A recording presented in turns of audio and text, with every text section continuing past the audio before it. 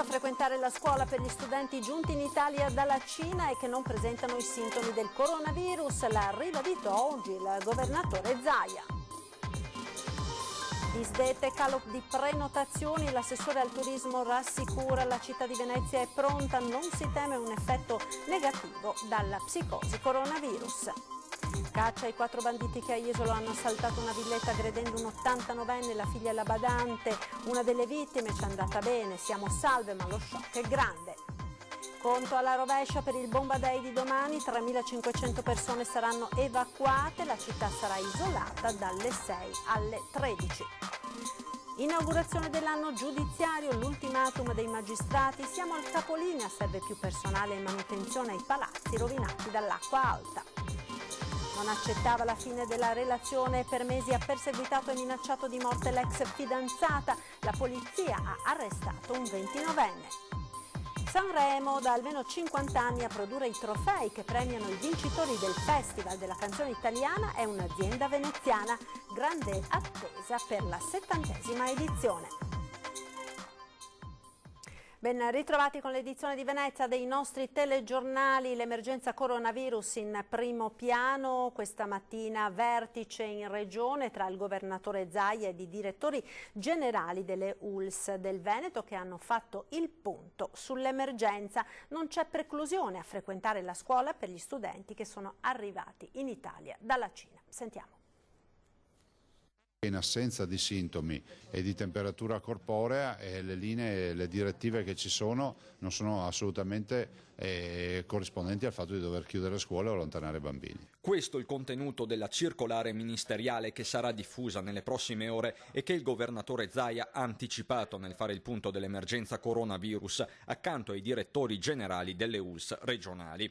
Sono tanti anche in Veneto i genitori che non si fidano a mandare i figli a scuola, soprattutto se in classe ci sono compagni cinesi rientrati dalla Cina dopo il Capodanno, in assenza di sintomi come febbre o problemi respiratori, quindi nessuna preclusione, le scuole venete devono accogliere tutti. Nei giorni dell'emergenza planetaria la Regione lancia così un duplice messaggio, no alla psicosi, ma allerta massima sul fronte della prevenzione con una vera e propria task force. La sanità c'è la sanità, abbiamo un'organizzazione tale per cui siamo in grado di affrontare anche questa novità di questo coronavirus, in virtù del fatto che in passato abbiamo fatto scelte organizzative che oggi ci permettono di dire che la task force funziona e che gli hub provinciali, gli ospedali provinciali hanno il reparto di malattie infettive che entra assolutamente in questa organizzazione. Lo stesso Zaia è in contatto con il commissario per l'emergenza coronavirus Angelo Borrelli, che collegato al telefono si è concentrato sull'organizzazione di ponti aerei anche per il rientro dei veneti ora in Cina, un numero che non è al momento quantificabile. L'idea dei ponti aerei è un'idea che io ho subito ricordato al Presidente Conte e al Ministro della Salute che era qui in Speranza. E all'emergenza sanitaria si aggiungono anche i timori per l'economia, vale per le imprese venete che hanno interessi in Cina e a maggior ragione per Venezia, dove cresce la paura di un crollo delle presenze per il carnevale. Dopo l'alluvione, ad esempio, Venezia rischia di subire un ulteriore arresto anche con questa partita. Restano negativi gli esami sul dipendente dell'albergo di Verona che ha avuto contatti con la coppia cinese ricoverata ora allo Spallanzani di Roma per il coronavirus. E sempre a Verona si registra l'unico caso sospetto del Veneto, anche qui per ora i test sono negativi. Il punto nel servizio. La situazione attualmente è assolutamente tranquilla, non abbiamo casi, avevamo un caso sospetto segnalato che è stato valutato con l'invio dei tamponi allo Spallanzani e l'esito è negativo. Non ha sviluppato coronavirus l'unico caso sospetto registrato in Veneto. Si tratta di un brasiliano rientrato nel veronese dopo un mese di permanenza in Cina. Per essere definito sospetto, ai fini dell'attivazione del protocollo sanitario, un soggetto non solo deve arrivare dalla Cina ma presentare febbre superiore o uguale a 38 e dispnea, ovvero respirazione alterata e sofferente. In ogni caso le strutture sanitarie del Veneto stanno monitorando una casistica casistica molto variegata e che riguarda anche persone rientrate sì dalla Cina ma con malesseri generali e lievi. Comunque in questo momento abbiamo anche, se la persona che presenta il criterio epidemiologico non ha proprio tutti i sintomi, comunque viene presa in carico e valutata singolarmente se può o meno rientrare nella definizione di caso sospetto. E tra questi casi rientra il dipendente dell'albergo di Verona che ha avuto contatti con la coppia di turisti cinesi ricoverati allo Spallanzani di Roma per il coronavirus. Prima di raggiungere la capitale, la coppia aveva soggiornato nella città scaligera il 23 e 24 gennaio. Questa persona sta bene e comunque per 14 giorni dall'esposizione, quindi ne sono già passati 7, naturalmente controllerà la temperatura, se ha dei sintomi si rivolge subito ai sanitari. Più in generale restano i consigli di sempre, utili anche per l'influenza stagionale, come lavarsi le mani o evitare luoghi chiusi e affollati. Certo, proprio la concomitanza con il virus di stagione non aiuta. È chiaro che si va ad accavallare con l'influenza tradizionale che avrà il prossimo picco nei prossimi 10 giorni.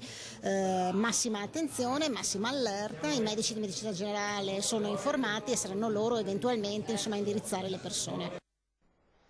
Carnevale a Venezia, tutto pronto per la grande kermesse. L'assessore al turismo Paola Mar rassicura gli animi, la città è pronta, non si teme un effetto negativo coronavirus, quanto piuttosto a preoccupare l'ipotesi del blocco dei voli con la Cina fino ad aprile. Abbiamo più di 300 eventi programmati fra terraferma e città d'acqua.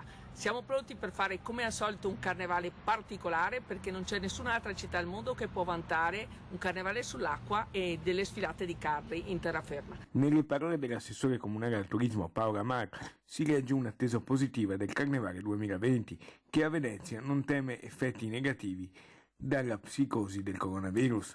Anzi, sarà questa l'occasione per dimostrare al mondo intero che dopo la quarta eccezionale di novembre la città è tornata, e già da molto tempo, pienamente efficace e godibile.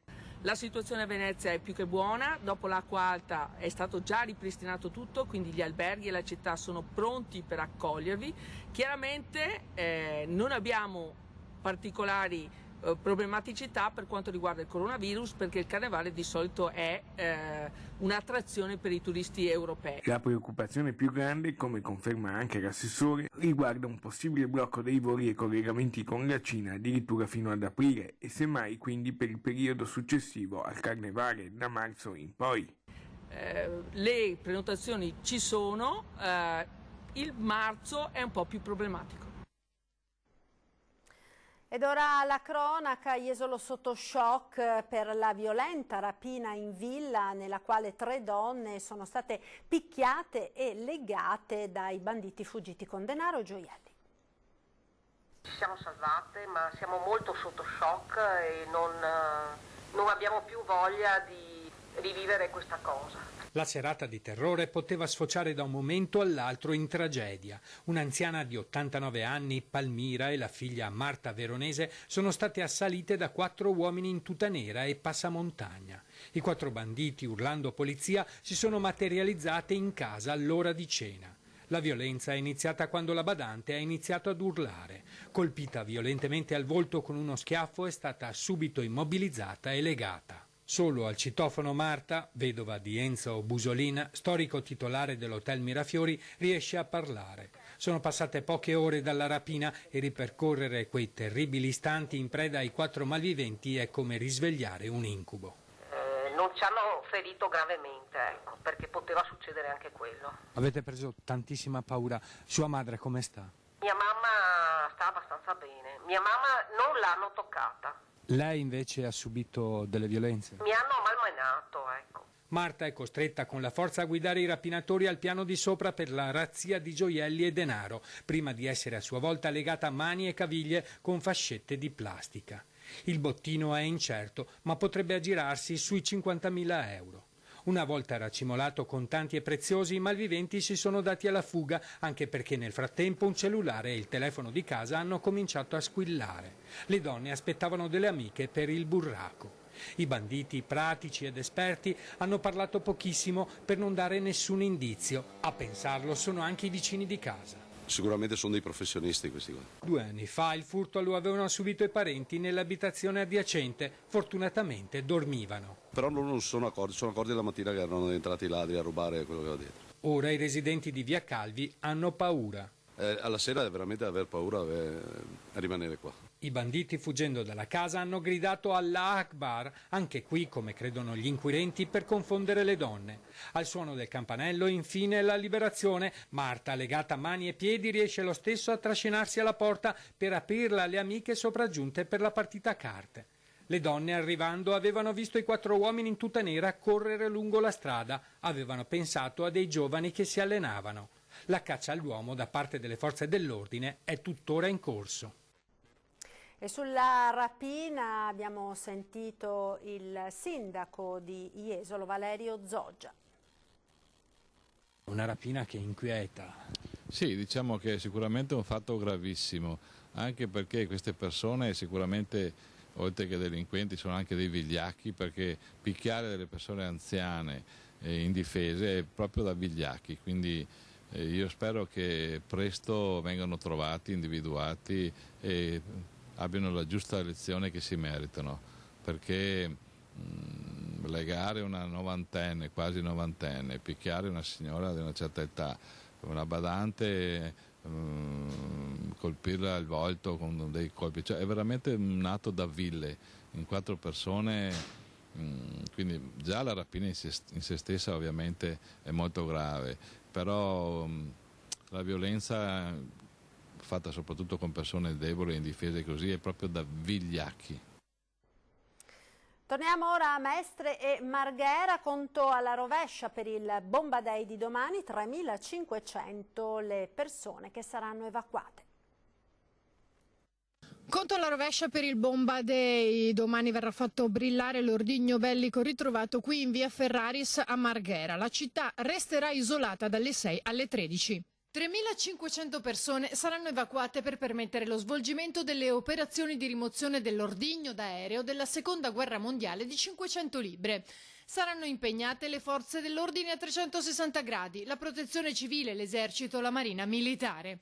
Anche la parrocchia di San Giuseppe di Mestre sarà evacuata. La chiesa si trova infatti nel raggio di 1.800 metri dal punto di disinnesco dell'ordigno.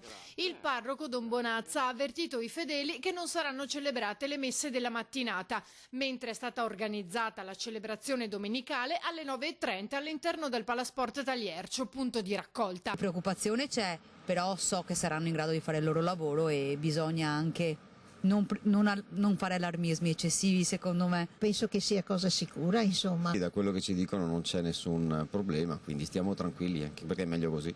Dalle 6 alle 7 sarà attivo un servizio navetta ogni 5 minuti da Viale San Marco al Palasport Taliercio. Dalle 7:30 sarà interrotta la circolazione ferroviaria nel tratto tra la stazione di Venezia Santa Lucia e la stazione di Venezia Mestre. Dalle 8:30 alle 12:30 ci sarà il divieto di sorvolo. Il brillamento è previsto intorno alle 17:30 in mare aperto. Tutte le fasi dello stato d'emergenza verranno comunicate in diretta dalla centrale operativa territoriale sul sito del Comune di Venezia e sui canali social Twitter, Facebook, Telegram, Instagram. Ora l'inaugurazione dell'anno giudiziario, siamo al capolinea, servono uomini e manutenzione ai palazzi provati dall'Acqua Grande, è quasi un ultimatum quello partito oggi da Venezia in occasione appunto dell'inaugurazione dell'anno giudiziario. Sentiamo.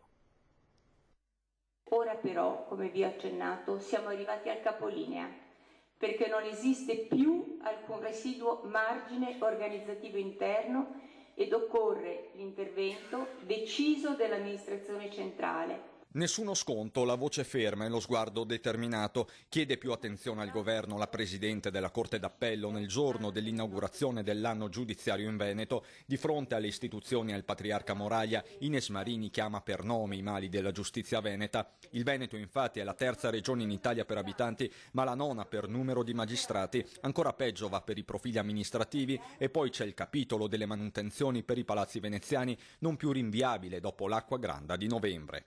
È necessario che il Ministro della Giustizia, che ha già dimostrato attenzione inviando subito una squadra di tecnici a Venezia, per accertare i danni causati dall'acqua alta agli edifici giudiziari, mantenga l'impegno in precedenza assunto di rivolgere prioritaria attenzione alla nostra Corte. Posizione condivisa dal procuratore generale Antonio Mura. Molto resta da fare per Venezia, pure da parte della nostra amministrazione centrale. L'auspicio è che non si attenda la prossima emergenza, per porre al centro dell'attenzione il patrimonio inestimabile che l'Italia, che l'ha ricevuto in dote, ha il dovere di preservare per le prossime generazioni. Personale e manutenzioni quindi, ma anche sovraffollamento delle carceri, con 2 suicidi, 81 tentativi e 674 episodi di autolesionismo, e questo su 2.432 detenuti, 500 in più della capienza consentita. Nonostante il quadro impietoso, la giustizia veneta c'è e lo dimostra con il super lavoro sulle banche venete e con i processi contro le mafie. Per questo adesso si attende un segnale da Roma. Ci fermiamo ora per la pubblicità. A tra poco.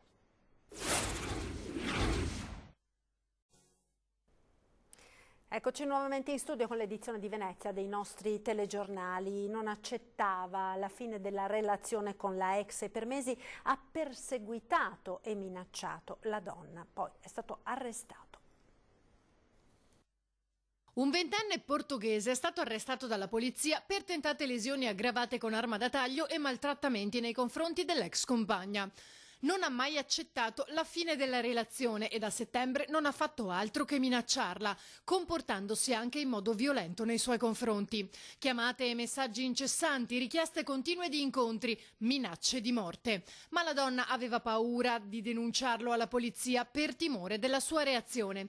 Fino a mercoledì sera, quando dopo che il 29enne l'ha tempestata per l'ennesima volta con centinaia di chiamate e messaggi, si è fatto trovare ancora sotto casa dei genitori della ragazza dove vive e dopo averla aggredita ha cercato anche di ferire il padre con un taglierino. A quel punto la donna ha chiamato il 113 che ha attivato subito la procedura di emergenza del codice rosso, chiedendo un intervento immediato della Procura di Venezia che ha poi emesso l'ordinanza di custodia cautelare. Da almeno 50 anni a produrre i trofei che premiano i vincitori del Festival della canzone italiana è la ditta Santi di Venezia. Quest'anno c'è grande attesa per la 70ª edizione del Festival di Sanremo. Hanno una cosa in comune la Mostra del Cinema di Venezia e il Festival della Canzone Italiana, che proprio quest'anno festeggerà la sua 70ª edizione al Teatro Ariston di Sanremo dal 4 all'8 febbraio. Forse non in molti sanno che sia i Leoni d'Oro della Biennale, sia i premi per i vincitori del Festival nascono e vengono prodotti a Venezia. E sempre dalla stessa ditta artigiana Santi, che di generazione in generazione è oggi guidata da Cristiano Moschini, il quale da 30 anni ha preso in mano il timone dell'azienda fondata dal nonno. E noi come ogni anno forniamo i premi che vengono assegnati alla canzone vincitrice del festival e al miglior giovane che viene premiato nella serata del venerdì delle nuove proposte. Il trofeo di Sanremo che vedete qui al mio fianco, questo è un prototipo, quelli ufficiali sono già in viaggio per Sanremo e questo trofeo è stato a suo tempo ideato da mio nonno. Una maestria tutta veneziana. Prima nonno Vittorio, dopo mio padre Nino, e io ho preso le redini dell'azienda da 30 anni ormai e continuiamo a fornire il Comune di Sanremo, che è l'ente che ci ordina e ci commissiona ogni anno questa statuetta. La lavorazione è molto particolare. Una statuetta tutta in argento cesellata a mano con leone fatto in fusione, mentre la palma sono tutta una serie di piccoli pezzi lavorati da un maestro artigiano e noi continuiamo questa magnifica tradizione che ci rende decisamente orgogliosi. Anche quest'anno abbiamo preparato i 2 trofei, appunto uno d'oro per i campioni e l'altro in argento, tutto argento, per le giovani proposte. Ma quando è nata questa tradizione? Negli archivi storici non riusciamo a risalire a quando fu la prima volta, però sicuramente possiamo datare almeno una 50ina d'anni di tradizione di questa lavorazione che speriamo continui ancora molto a lungo. E allora che vinca il migliore, Venezia brillerà comunque. Si chiama Miglio Digitale ed è il nuovo modo di fare shopping a Mestre. Già una ventina i commercianti che hanno aderito. Vediamo di cosa si tratta. Avere molti più consumatori che aderiscono ai nostri negozi, aderiscono nel senso che trovano i servizi a loro adeguati. Troppe le serrande abbassate con le attività che chiudono. I negozi del centro di Mestre e non soltanto fanno fronte comune. Si chiama Miglio Digitale. È un'app con cui una ventina di commercianti della città hanno modificato le loro abitudini puntando sulla tecnologia come valorizzazione anche del contesto sociale. Progetto che per questo secondo anno vede raddoppiato il numero degli artigiani che vi hanno aderito per un investimento pari a 157.000 euro, di cui una buona parte fornita dalla Camera di Commercio. È una strategia della Camera di Commercio di promuovere determinati interventi sul territorio quindi di sua competenza, che Confesercenti secondo me ha raccolto molto bene, perché in un unico progetto ha raccolto le 3 strategie e stanno funzionando, quindi che sia un progetto pilota di start-up per l'intero territorio, secondo me ci sta tutto. L'identità che vogliamo contribuire a dare di questa città, e cioè la città dell'innovazione e della modernità, dove tutti i soggetti sono chiamati in qualche modo a partecipare. L'utilizzo del digitale ovviamente è uno strumento importante per andare verso questo risultato. Ed è tutto per questa edizione di Venezia dei nostri telegiornali. Grazie per l'attenzione. In chiusura ci salutiamo come sempre dando un'occhiata alle previsioni del tempo con il meteo. Arrivederci.